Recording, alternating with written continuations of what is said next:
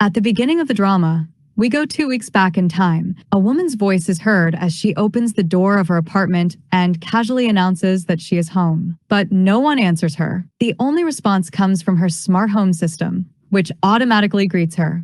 Even so, she simply smiles. This woman is Xiaomi, our main character, and she seems perfectly comfortable living alone. She starts talking to herself while calculating her day out loud. She says there are 24 hours in a day. 6 hours go to sleep, 10 hours to work, and after everything else, she is left with only 3 hours and 30 minutes for herself. But instead of feeling sad about it, she smiles and quietly says, "Today is the best day." No promises, no plans, and no one to answer to. Xiaomi truly believes she is happiest when she is alone. In the next scene, we move to a busy shopping mall. Xiaomi's friend Jian has dragged her there, but they're not shopping for fun. According to Jian, they have a very serious and urgent problem to solve. The problem is deciding what Xiaomi should wear to their college friend and Young's wedding. Jian reminds her that all their old classmates will be there, including Sejun, Xiaomi's ex-boyfriend. And now he is already dating someone new. Jian insists that Xiaomi must appear looking absolutely amazing. But Xiaomi just laughs it off. She calmly says that their relationship ended a long time ago, and she has nothing left to prove. Ji-yun, however, refuses to give up. When she spots a beautiful dress in a store, she immediately pushes Xiaomi to try it on. After that, the two friends sit together in a restaurant. Ji-yun suddenly asks Xiaomi if she ever feels lonely living alone. Xiaomi answers without hesitation, not even a little. Ji-yun pushes further and asks if she ever thinks about dating or having a boyfriend. Xiaomi gives a very practical response. She says if she gets a boyfriend, her company will not give her a salary raise. Instead, she will only become more tired and spend more money. So, in her opinion, dating is simply inefficient. Ji-yun laughs and argues that the real danger is ending up with an immature guy who drains all your mental energy. Xiaomi shrugs and casually replies that the solution is simple. Just find a mature man. Or better yet, someone who is exactly like her. Ji-yun gives her a strange look and says that means someone who is not exactly problematic, but just a little cold and distant. Xiaomi takes that description as a compliment. After that, we move to the office of Nemo Webtoon Company. The entire team is buzzing with shocking news. Mr. Cho, a senior producer who is very close to becoming the next team leader, had suddenly quit his job on the spot. He walks straight out of the office in front of everyone, refusing to stop or explain himself. The employees whisper among themselves. Rumor has it that the reason for his sudden resignation was the stress of managing Nemo's top writer, Yoon Song. Soon the office gossip turns into one big question. Who will now take over Yoon Song's account? Two names quickly come up: Park Kyung, the rising star producer of the company, and Xiaomi. Xiaomi overhears this conversation, and her expression immediately says everything. In the next scene, the company director arranges what looks like a casual meeting at a cafe. Both Xiaomi and Park Kyung arrive separately, each bringing macarons as a gift for the director. But when they see each other sitting there, they realize this meeting was not a coincidence. The director tells them directly that one of them must take over as Yoon Song's producer. He also comments that both of them have been skipping company dinners and showing almost no team spirit lately. But despite that, he promises to make his decision based only on professional ability. What follows next becomes one of the funniest moments in the episode. Instead of competing for the position, both producers immediately start praising each other and trying to push the responsibility onto the other person. Park Kyung says that Xiaomi has excellent skills in managing writers and she should absolutely take the job. Xiaomi quickly counters that Park Kyung has a perfect success record. Every writer he manages eventually becomes a huge hit. She even reminds him of something he once said, that her projects have no particular strengths worth mentioning, which clearly proves she is not the right person for the job. Park Kyung responds calmly that Yoon Song has already done most of the work herself, so there is actually not much left to manage. Xiaomi replies dryly that if that is the case, then he should sit there and handle it himself. The director watches the two of them argue with a completely blank expression.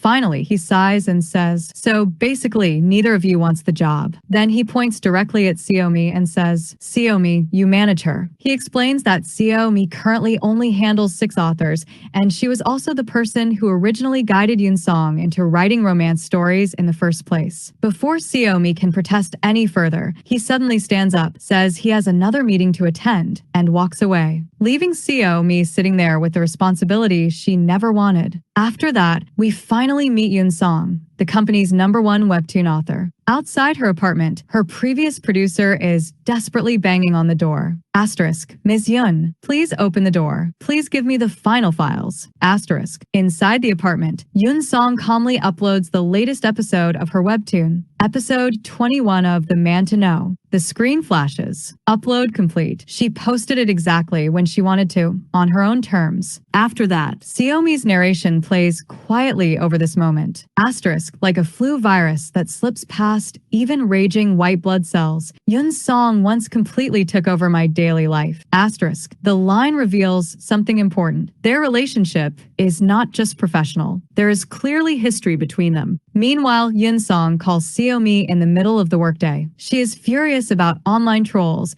and immediately starts talking about taking legal action. She even says she has already contacted a lawyer through her sister. Xiaomi calmly tries to reassure her, but Yun Song suddenly changes topics and asks if she can take a break from publishing this month. Xiaomi is stunned. She reminds her that she already took a break last month. The call ends awkwardly. The next day, Xiaomi attends Young's wedding.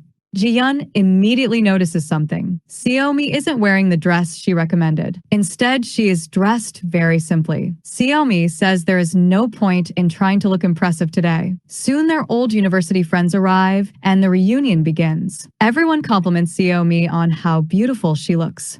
They talk about old classmates and catch up. Someone mentions that Sejun is still in America and will return next week. Even without being present, he somehow manages to show off his perfect life. Xiaomi watches everything calmly, without showing the slightest reaction. After the ceremony, Xiaomi remembers her past. She and her boyfriend saw a guest holding a baby. He quietly says he would love to carry his own child like that someday. Xiaomi asks who he plans to marry. He simply shrugs. Asterisk, someone someday. Asterisk. Xiaomi looks slightly hurt because whenever he talks about the future, he always says I, never we. It is a small moment, but it reveals a quiet loneliness behind Xiaomi's independence. Back at the office, Xiaomi officially receives the handover from Park Kyung. He calmly explains the webtoon's performance numbers, advertising deals, and audience metrics. Everything is perfectly organized, almost too organized. Xiaomi's inner thoughts say it all. He must feel amazing after dumping this ticking time bomb on me.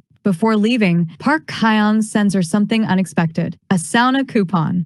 Apparently, Mr. Cho said she would need it. Xiaomi instantly refuses. "I don't need it. I'll sleep at home, no matter what." Park Kyung just smiles politely and leaves. Xiaomi watches him go and thinks to herself. After that, her colleague tells him that you have a meeting with Yun Song today, right? At that moment, it's lunchtime, and everyone is going for lunch. But before the meeting even begins, Yun Song unexpectedly appears outside the restaurant early. Xiaomi's co-workers immediately escape, leaving her alone with the writer. During lunch, Xiaomi carefully raises a concern about the webtoon storyline. The repetitive plot, where the heroine is constantly bullied by Choi Woo's family until he rescues her, may be starting to tire readers. Yun Song immediately pushes back. She argues that readers complain about the story, but still continue reading it. Then she adds something sharper. She always knew Xiaomi would be like this, too smart, and not quite on the same wavelength as her. Xiaomi calmly replies, "You could have told the director if you didn't want to work with me." But Yun Song brushes it off. "We'll figure things out as we go, just like old times." Those words echo, and with them come quick flashes of the past, stress, deadlines, chaos. In the next scene, a man named Min Young from the tech company DU arrives to meet Yun Song. He introduces a new virtual dating service called Boyfriend on Demand. The app already uses the character Choi Woo from Yun Song's webtoon, and the response has been incredibly positive. Now, he wants to add the male leads from her other stories. Yun Song jokes that most of those characters are basically cheaper versions of Choi Woo. But Xiaomi quickly suggests a better idea. What if they used the second male leads instead? Characters who never got their happy ending. His proposed slogan is simple but brilliant. It's your turn to make him the lead. Min Young immediately loves the idea. The deal is practically sealed. After the meeting, Min Young quietly approaches Xiaomi with another offer. He wants her to become a paid beta reviewer for the Boyfriend on Demand app. She would use the app for 1 month, go on virtual dates, and give honest feedback. Xiaomi initially finds the idea strange. It sounds like extremely realistic role-playing. But the moment he mentions she will be paid, her expression changes completely. She takes his business card and says she will think about it. In the next scene, Xiaomi sits alone in her apartment at night. The Boyfriend on-demand device has arrived. She follows the instructions and places the glowing ring-shaped headset on her head. Then she presses the red button. The ring suddenly lights up. In an instant,